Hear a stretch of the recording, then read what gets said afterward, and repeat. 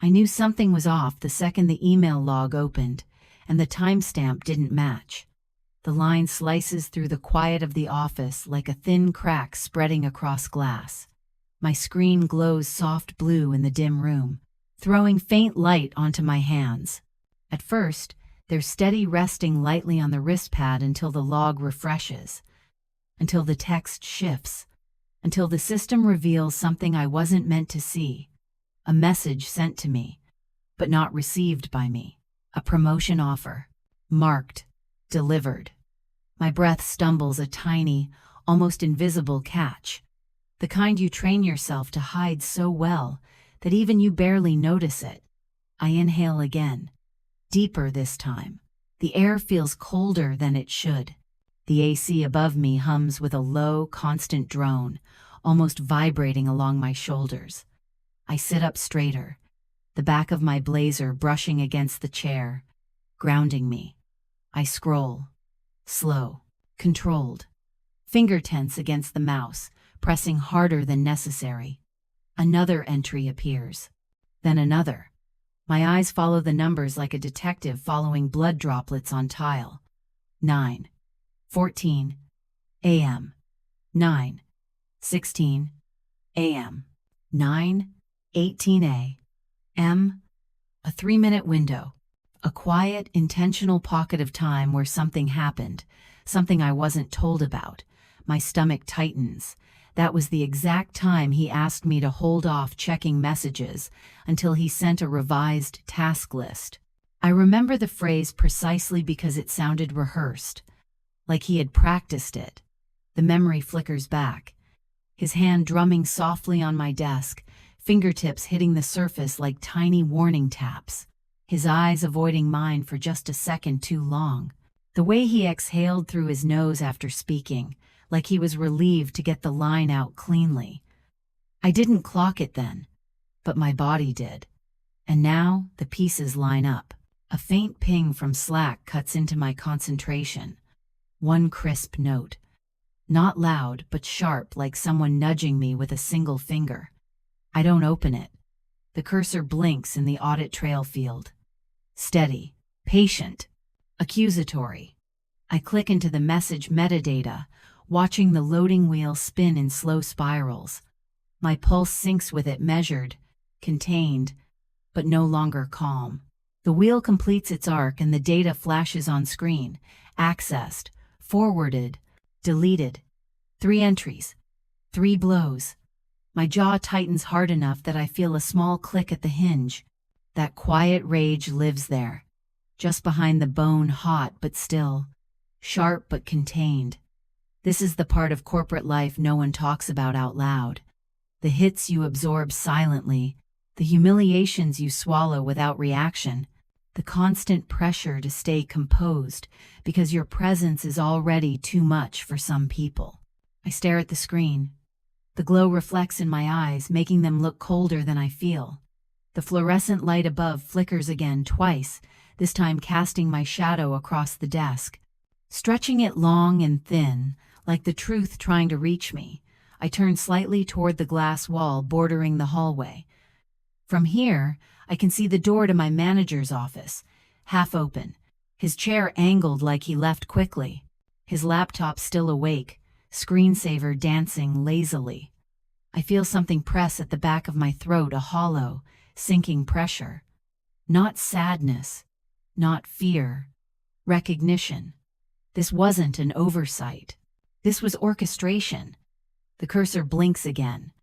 I scroll deeper into the log, past the surface entries, into the version history. I know where to look. I've had to know. When you're a Black woman in corporate America, you learn early. Document everything. Track everything. Don't take "we didn't see it" as an answer. The system opens the extended audit trail, rows and rows of timestamps, user IDs, access points, VPN logs, and then I see it. His username. Not once. Not casually. Repeatedly. My pulse goes cold. He filtered the HR offer into a hidden folder. He removed it from my inbox. He marked it as delivered so no one would question the process. My fingers freeze mid-scroll. I let the stillness hold for a long moment. A silence so heavy it feels like a blanket pulling over my shoulders. The office around me is nearly empty now. Only the soft buzz of overhead lights, faraway footsteps, the hum of a printer warming up somewhere behind me. I fold my hands together slow, deliberate to stop them from shaking. Not from fear, but from the realization of how deep this goes. A soft creak sounds in the hallway. Someone walking. Not toward me just passing by, but the instinct in my spine reacts anyway. Stay composed. Stay quiet. Stay unreadable. I turn back to the screen. A small note at the bottom of the log catches my eye. Forwarded to external backup. Timestamp 9:19 a.m. A backup? Of the offer he tried to hide? Why? I lean closer, breath fogging faintly against the lower corner of the monitor. And then it clicks. He wasn't just hiding it. He was preparing to deny it ever existed, or worse, hold it as leverage. My chest tightens. A slow, deep ache sits beneath my sternum, spreading outward like ink in water. This isn't disappointment. This is betrayal with intention. I sit back, hands folded, breathing steady, composure locked in place like armor. The silence grows heavier, thicker, more certain. A truth forms in the center of it. Someone tried to trap me in the same position, the same salary, the same box. Someone decided my future was theirs to control. The cursor blinks again, steady, bright, unbothered. I let my eyes soften, then sharpen, and in that small shift, something inside me settles, a line drawn, a decision made. This is not the end of the story. This is the start of a trail he left, a trail I will follow. I close the log slowly, savoring the click, the finality of it. The hum of the office folds around me again, familiar but changed, because now I know. This wasn't a mistake. This was the moment they expected me to miss. I gather the facts. I gather myself. And then I whisper the truth that lands like a quiet vow. They thought hiding the offer would keep me in my place. But they forgot I prepare for moments like this. Would you walk away or fight back? Tell me in the comments. The office fills itself in gradually like water rising in a glass. By 8:30, the lights have reached their full brightness. The hum of the AC evens into a low, constant drone, and the usual Monday shuffle begins. Mouse clicks, coffee lids popping open, muted greetings, all the sounds that make a workplace feel alive, and all the sounds that help hide things. I sit still, hands folded loosely, posture calm. From the outside, I look like any black woman in corporate who knows how to carry her composure like armor. But the quiet storm inside me hasn't settled from the moment I saw that forwarded offer timestamp. I open my inbox again not because I expect something new, but because I need to see the pattern. The truth doesn't always sit in the message itself. Sometimes it's in the gaps, the timing, the routes things travel. Click, scroll, pause. There. A second forwarded message, barely noticeable unless you're looking for anomalies. This one from HR staffing to an internal admin distribution list. But the line beneath it is what tightens something at the base of my neck. Manual routing override applied. Manual overrides aren't common. They're intentional. Someone has to intervene. I let my eyes rest on the words. A small inhale lifts my shoulders, then drops. Controlled. Contained. A version of self-possession I've perfected over years of being the only black woman in rooms where the truth can get distorted if I let my face speak more than my words. I click open the metadata. Accessed by L. H. Accessed by L. H. Accessed by L. H. 3 times. In 1 minute. Too fast for review. too precise for accident. A quiet shock ripples through me, quick, cold, but steady. Not fear. Recognition. There's a difference between missing an email and intercepting one.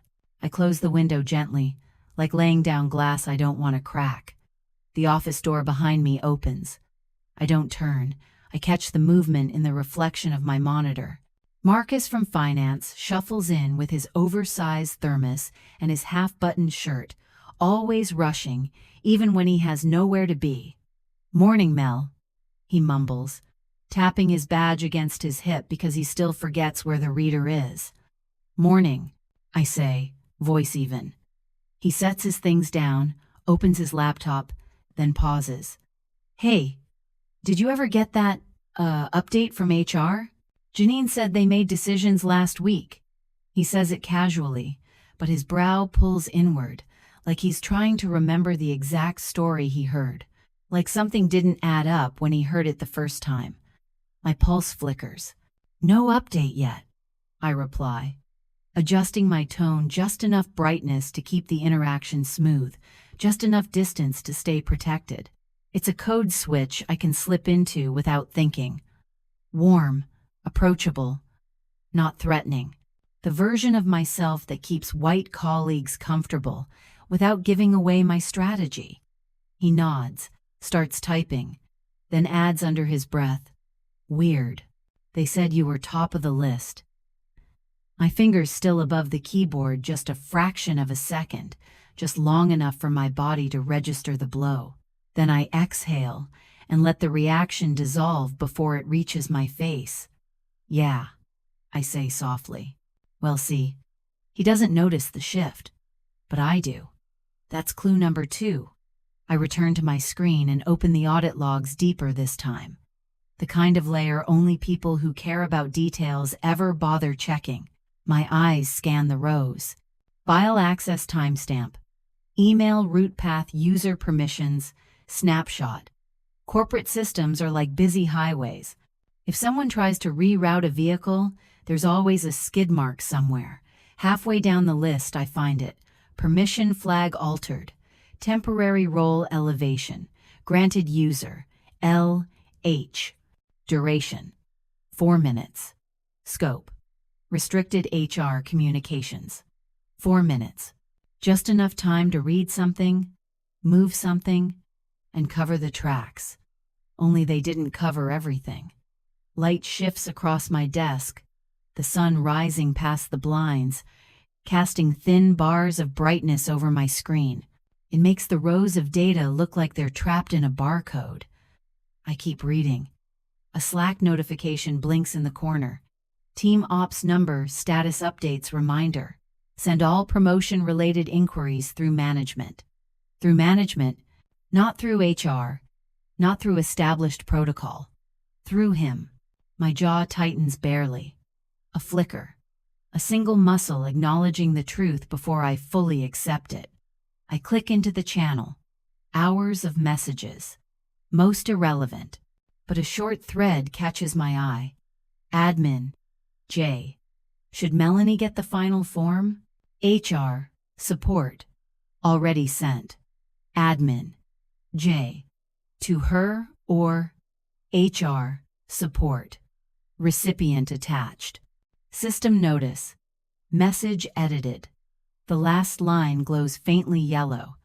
Someone came back to tidy something. I read the thread again. Slower. My breath pauses for a moment before I let it out. The pieces are starting to sync, lining up in an uncomfortable symmetry. Someone rerouted the offer. Someone hid the trail. And someone didn't expect me to look here. I open the attached file in the thread. Not the offer, just the routing form. But even that has a fingerprint. The recipient field shows L. H review queue. Not my inbox. Not any employee's inbox. A holding queue. One that can only be created manually. I sit back, spine straight, shoulders aligned. It's a posture that doesn't give away emotion, but anchors it. A posture I learned early. Never let a corporate room think you're shaken, even when the ground is shifting. A shadow moves across the glass wall next to me. I glance up. Lewis is walking down the hallway with his phone to his ear, nodding too fast, eyes darting toward my desk, then away. His hand trembles for a split second when he pushes up his glasses. He knows someone's getting close to something, but he doesn't know it's me. I turn away before he can read anything in my expression. A notification pings. I look down. It's a calendar update. Promotion timeline, internal debrief, rescheduled. Rescheduled. Again. The emails. The file edits. The permission changes. The queue. The thread. The reschedule. It's all too coordinated for coincidence. I swallow once hard, silently, then place both hands flat on my desk, a stabilizing gesture. I whisper in my own mind the truth my body already knows. This goes deeper than a missing offer. The office buzzes around me, phones vibrating, printers warming, coworkers laughing softly over a joke I can't hear. But everything feels 2 degrees off-center, as if the room is trying to hide a secret under the hum of ordinary work. I return my eyes to the logs one more time, scrolling slowly, until a new timestamp catches my breath mid-inhale. Access permission. Extended. User. L. H. Time. 7:13 a.m. today. 07:13. 1 minute after I arrived. 1 minute after he saw me. The hum of the AC feels colder now. The office lights feel harsher. My suspicion sharpens into something more pointed. He changed something the moment he realized I was here. I stare at that timestamp, letting its weight settle, letting it stitch itself into the pattern forming in my mind. And even though the story isn't clear yet, the intention is. I lean forward, hands hovering above the keyboard, close enough to act, far enough to still look calm and close the logs. Whatever they're hiding, it's not just my promotion. It's bigger, heavier, intentional. I straighten my blazer, inhale once, and let my eyes drift toward the hallway where Lewis disappeared. A quiet thought settles into place, steady as stone. And now I knew whatever they hid from me, it wasn't just one thing. The third day always tells the truth. Not the first too much noise, not the second too many variables. But the third day, patterns settle, shadows line up. The story underneath the story starts showing its shape. By the time I step into the office, I'm already listening for what feels wrong. The air is cool, colder than usual. The AC hum cuts sharper. The fluorescent lights above flicker once before holding steady. The hallway feels longer. The footsteps around me too quick, too polite, too careful. And I know without needing proof yet that something has shifted again. I take my seat and let the chair embrace me slowly. I rest my hands on the desk, palms flat, grounding myself in the moment before I peel back the next layer. Then I open the logs. Not the ones from yesterday. The ones from the past month. The screen brightens my face in the dim early light, and row after row scrolls down like an endless ledger of office secrets. At first glance, nothing looks unusual.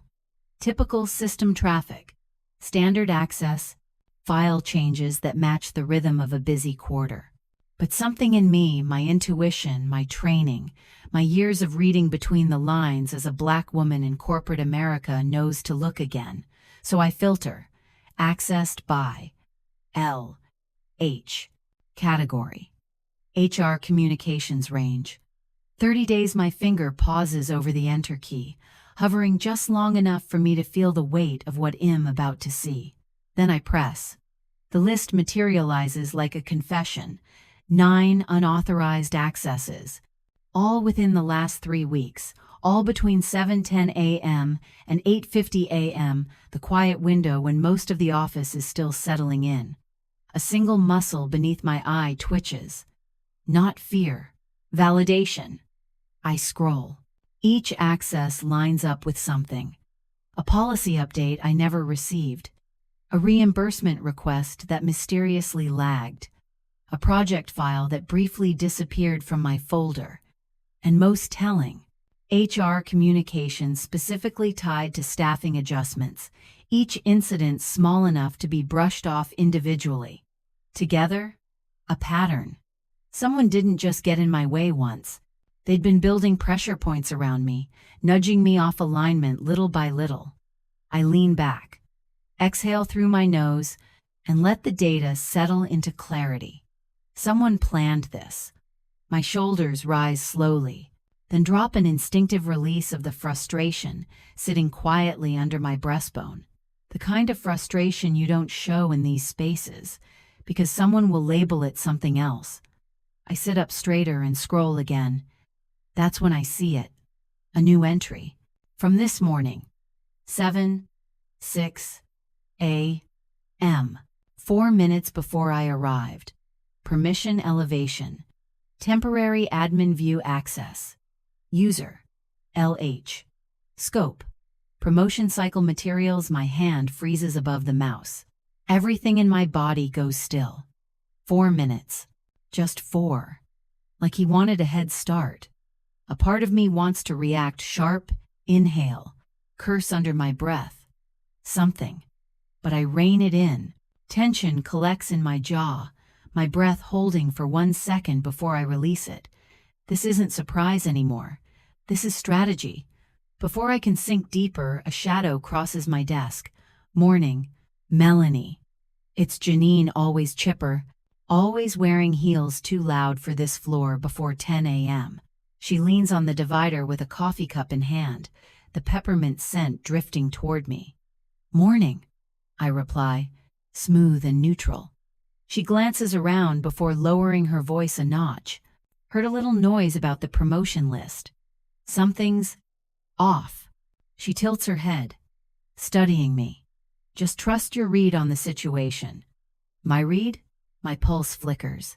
People don't tell you to trust your read unless they know something is wrong. I nod, once, a controlled gesture meant to look casual. But internally, I pin her words to the board in my mind. She walks off, heels clicking in sync with the tension rising in my chest. I open a separate folder, one I keep for personal documentation. I drag in the new logs, then the screenshots, then the Slack thread from yesterday. Each drop clicks like a steady drumbeat. Click, click, click. Evidence building itself into a story. Then something catches the corner of my eye again, reflected in the glass partition beside me. A figure standing by the copy room, pretending to read a memo posted on the bulletin board. They're not reading. They're watching. The way the shoulders stiffen. The way their head tilts just enough to see my screen's reflection. The way their hand grips the folder at their side. Someone is checking whether I'm catching on. I narrow my eyes a fraction, subtle enough that it looks like I'm adjusting to the screen brightness. Then I shift my monitor 2 degrees away, breaking the line of sight. The figure hesitates, then walks off. Not random, not harmless. Another pattern. I lock my screen, stand, and make my way to the break room. The sound of the ice machine, the beeping microwave, the low murmur of morning chatter, all normal. But the moment I enter, conversation thins. A colleague glances at me, too quickly, then looks away. I pour water, slow and deliberate, watching the ripples settle before I do. A sticky note on the counter catches my eye, bright yellow, half crumpled, scribbled in rushed handwriting. HR delays again. Need manager approval. Approval? That step hasn't existed for 2 cycles. I feel the realization settle into my chest like a cold stone. They changed the system around me. Not just the email routing, the entire process. Someone benefited from me being held back. I straighten, shoulders pulling back, chin lifting half an inch. This isn't coincidence. It's orchestration.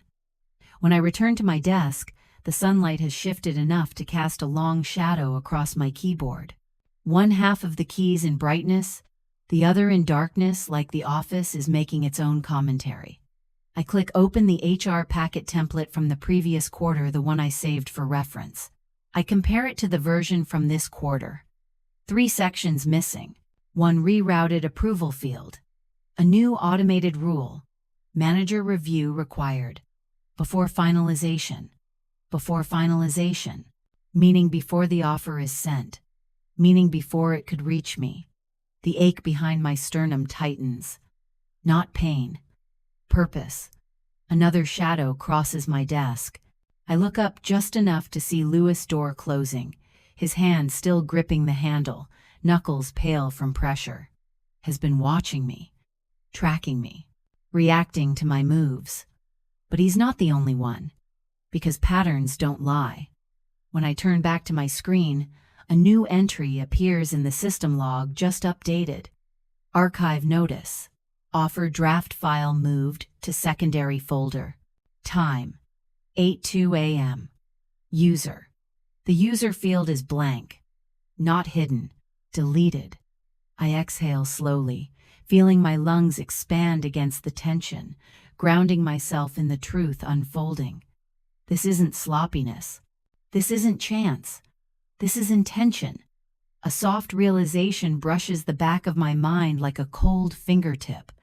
Someone went into the system early. Someone altered the rules. Someone watched me start connecting dots and tried to get ahead of me. I let my fingers rest lightly on the mouse, the pose of a woman who sees more than she's supposed to, but isn't ready to show it. My gaze drifts across the logs, tracing the subtle footprints left behind. And the chill that moves through me isn't fear. It's clarity. There is a pattern, a plan, a deliberate architecture of obstruction designed around my success. Not an accident, not a misunderstanding, a choice. I inhale once, steady, measured. The type of breath that clears emotion before strategy speaks.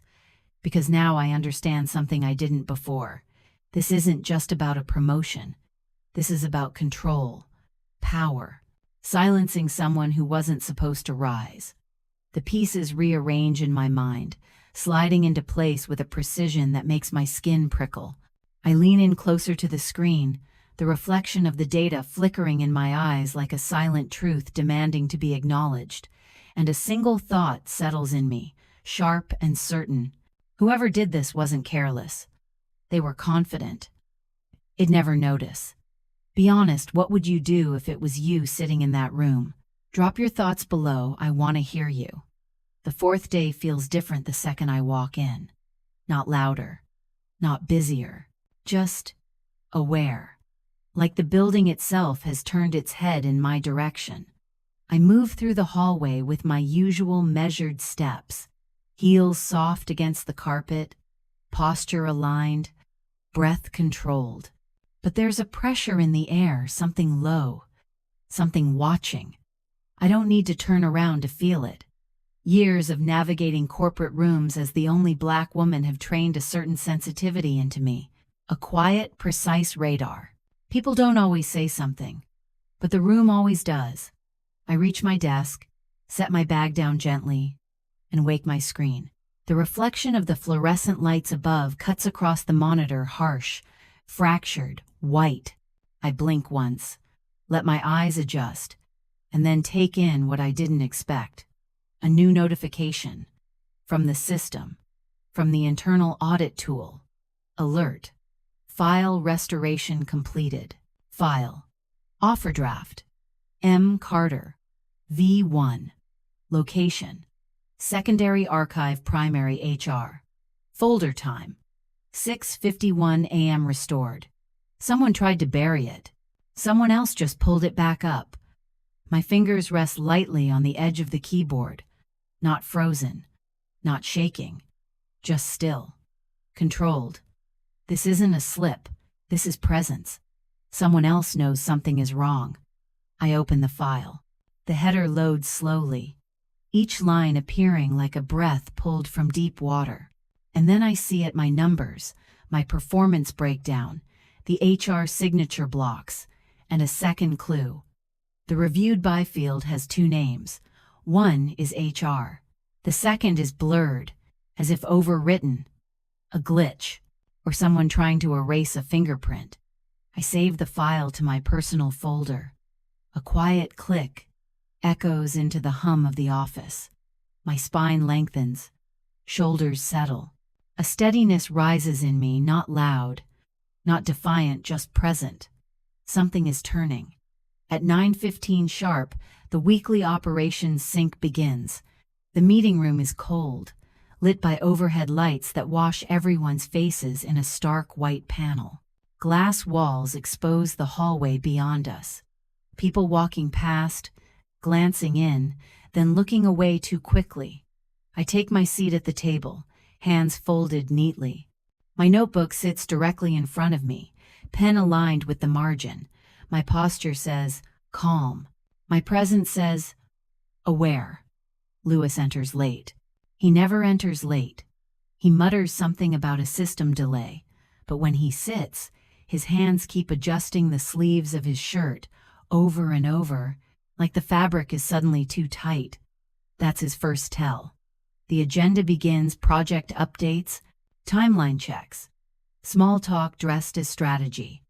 Then the staffing update section appears on the screen. My pulse steadies.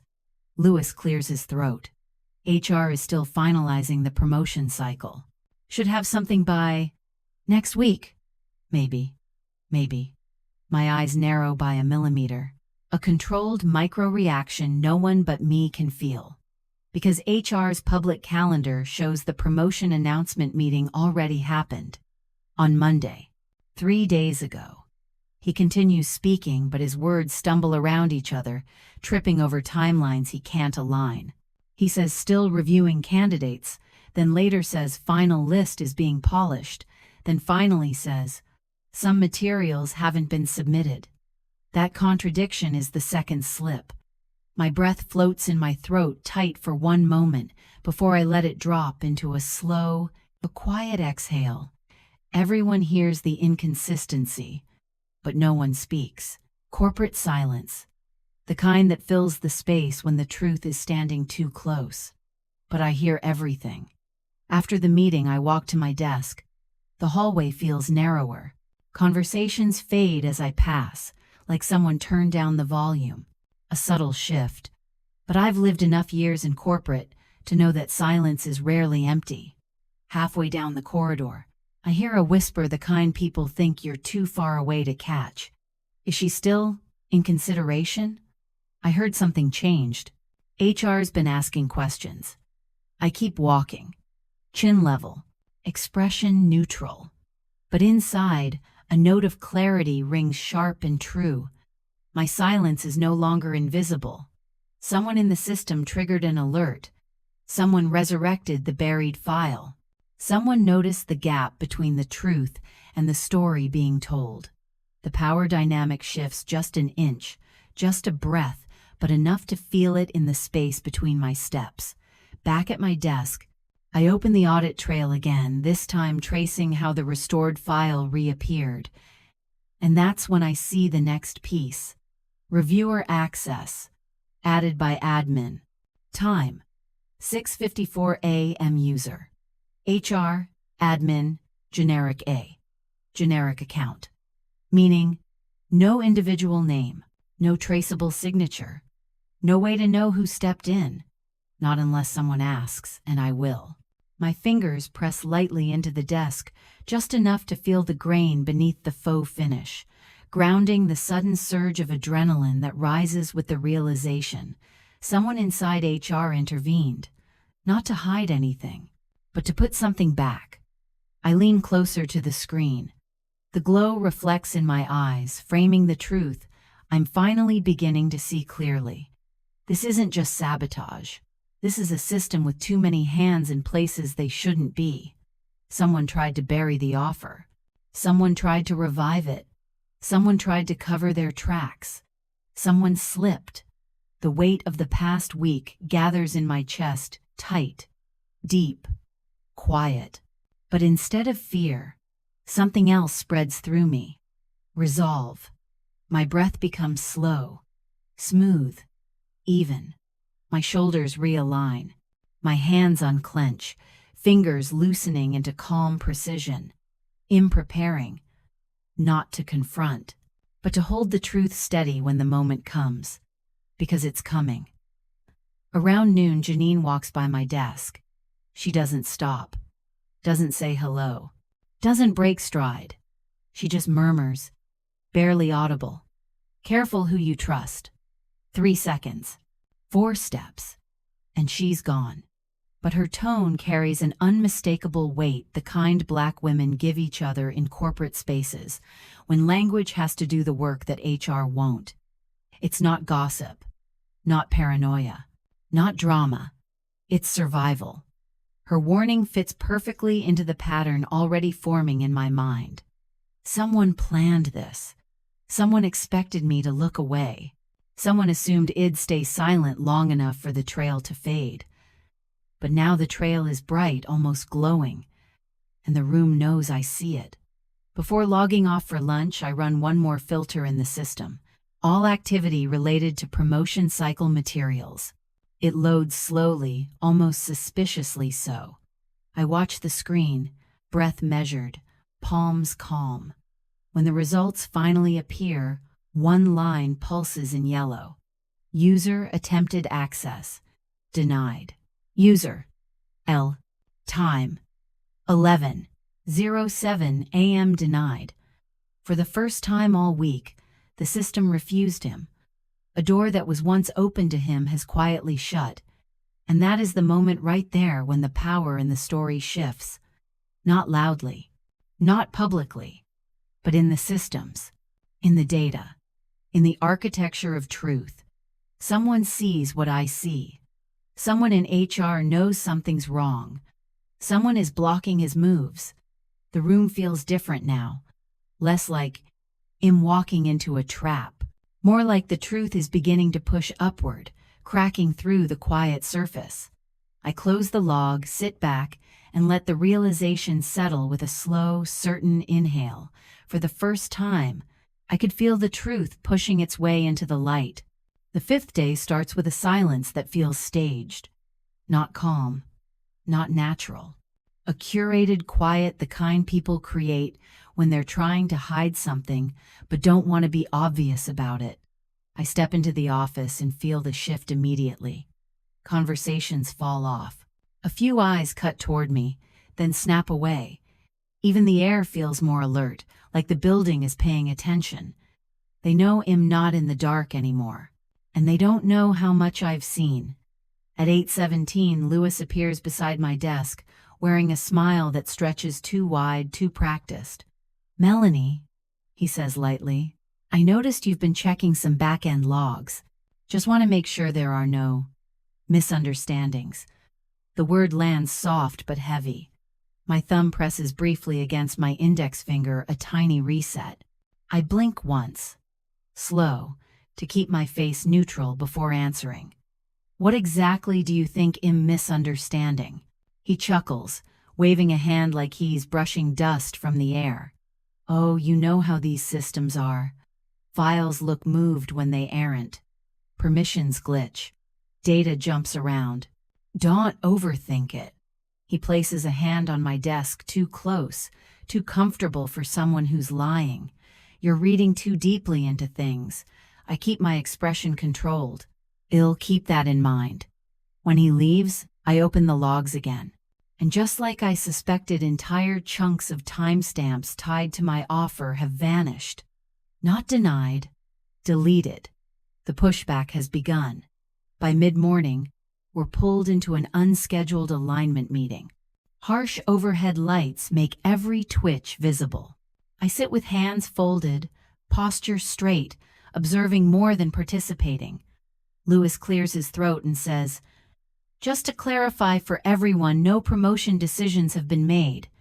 There's been some confusion, but I've already seen the HR calendar showing the promotion meeting happened 3 days ago." He keeps talking, contradicting himself with every sentence.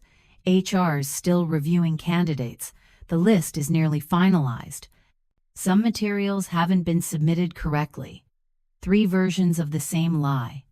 My breath catches for half a second before I release it quietly. If he's rewriting history this aggressively, someone must have asked questions he didn't expect. After the meeting, I pass two coworkers, whispering near the copy machine. Their conversation stops mid-sentence as I approach.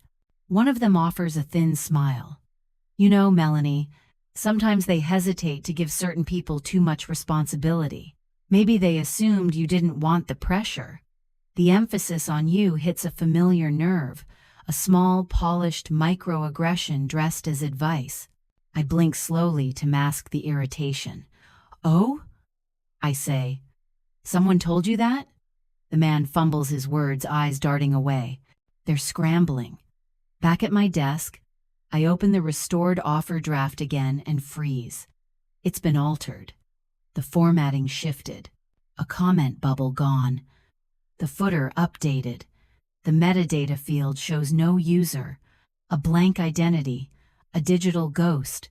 Someone touched it after restoration. Someone who knew what they were doing. My breathing tightens, then smooths into something steady. I can't stay silent much longer. Around 1:30, HR admin catches me in the hallway. She looks around first, voice barely above a whisper. If you ever feel the promotion process seems off, you can come directly to HR. Not everyone agrees with how things are being handled. Her throat tightens on the last words. I almost say, it almost reveal what I know, almost open the door to the truth I've been documenting. But corporate hallways aren't safe places, too many ears that pretend to be busy, so I just say, thank you, and she nods, walking away fast. When I return to my desk, something changes in the atmosphere. A door closes softly behind me. Slack messages halt mid-sentence. Someone glances my way, then drops their gaze like it's hot. Pressure always reveals the guilty. And I can feel it now, rising, tightening, pulsing through the walls. They're trying to shut the truth down, trying to tighten control. But with every forced smile, every altered file, every whispered warning, one thing becomes clearer. The harder they pushed back, the clearer their fear became. You won't believe what happens next. Hit subscribe so you don't miss it. By the 6th day, the fear in the building had sharpened into something quieter, more deliberate. People spoke softer. Doors closed a little too gently. Slack messages dried up mid-thread. This kind of silence is never empty. It's the kind that forms right before truth breaks through the surface. I sit at my desk earlier than usual, the glow of the monitor casting a cool wash of light across my hands. My fingertips hover above the keyboard for a moment, steadying, choosing intention over impulse before I start gathering the pieces one by one. First, the access logs, the ones no one expected me to track. I filter a full month's data, and the screen fills with rows, timestamps, permission changes, file edits. At first they look random, scattered, but when I sort them chronologically, a pattern tightens like a net.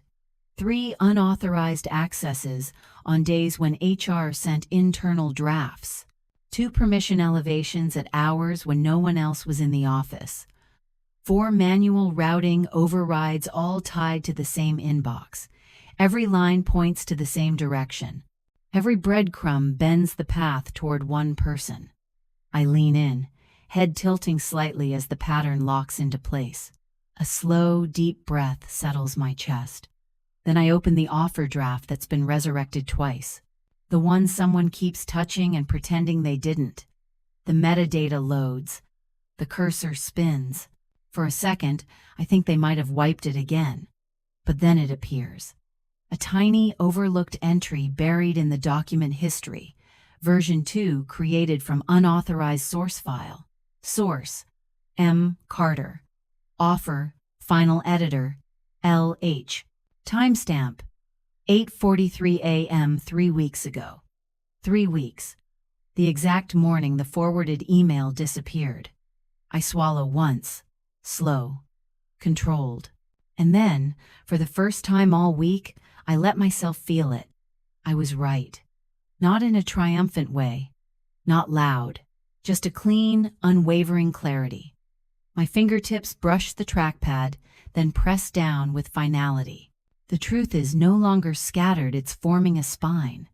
Next, I opened the Slack thread where HR said they had already sent the final form. I click into the expanded view, the one most people forget exists. A small gray line appears above the first message. Audit note. Message edited by external manager. Someone altered HR's words. Someone tried to rewrite the timeline. I dragged the screenshot into my evidence folder. The soft click of the file dropping feels like a gavel tapping wood. Then I checked the deleted notification logs, something I didn't know existed until I went 3 layers deeper into the system. A list of messages HR sent, then withdrew. Most are routine. One isn't. A notification intended for me. Subject. Offer details. Congratulations.